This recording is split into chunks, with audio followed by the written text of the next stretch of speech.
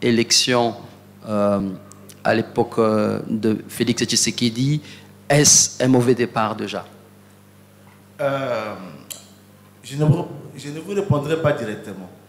Permettez que je puisse aborder un certain nombre d'éléments et vous comprendrez. Ce que je voudrais dire, c'est que puisque le processus électoral lui-même, c'est un bien commun, parce que la souveraineté nationale appartient au peuple, c'est la Constitution qui le dit, les élections, c'est pour le peuple congolais. Le peuple doit être au courant de la façon dont les élections sont planifiées, d'où la nécessité d'avoir un calendrier électoral.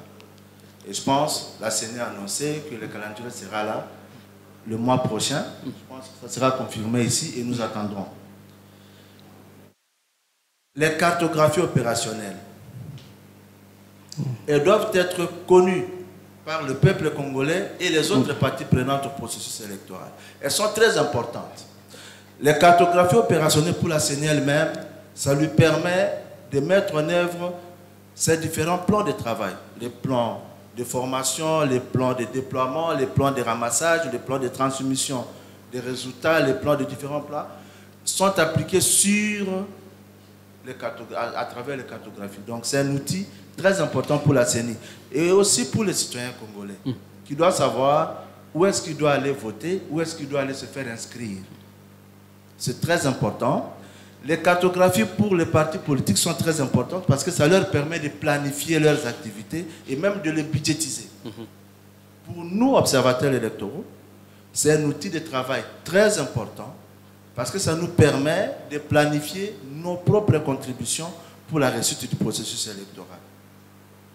Donc, les cartographies électorales doivent être connues. C'est très important.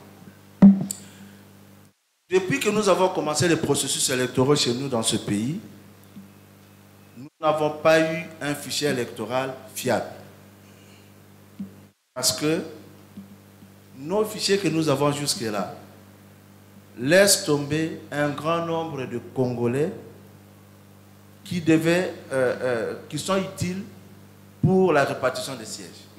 Mais je vais revenir à au premier élément, puisque là, vous êtes en train de détailler les éléments qui montreraient si, justement, on est mal parti ou pas. Parmi ces éléments, vous parlez de la cartographie électorale. Le Trésor Kibangula, tantôt, disait qu'il y avait un atlas qui était déjà réalisé et certains acteurs ne comprenaient pas pourquoi on avait fait.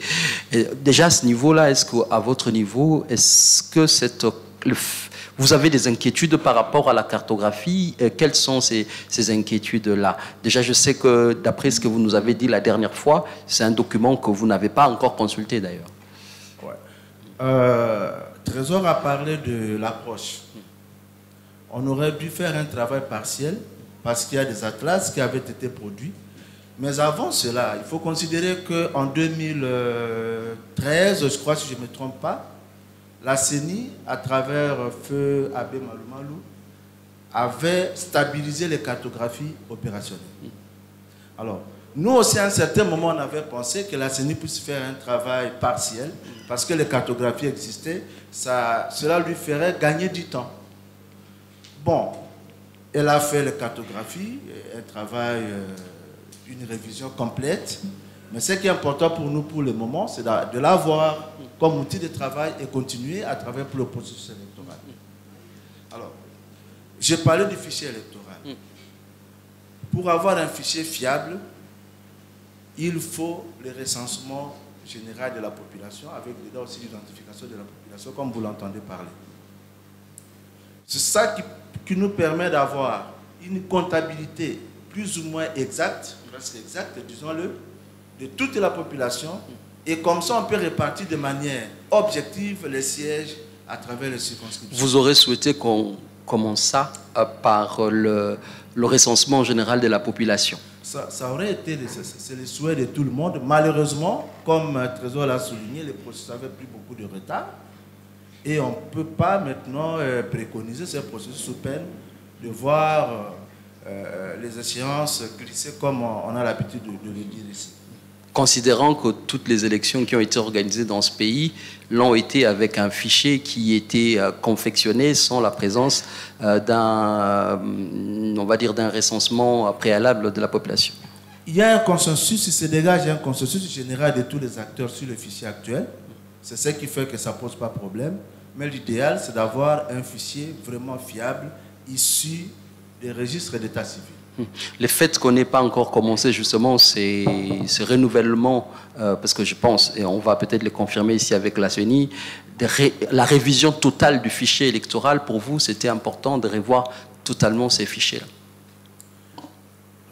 Bon, ça dépend des éléments en présence, parce que dans le contexte de notre pays, le fichier, le revoir partiel, c'est une option, mais est-ce que cette option peut nous permettre d'avoir quelque chose qui soit acceptable?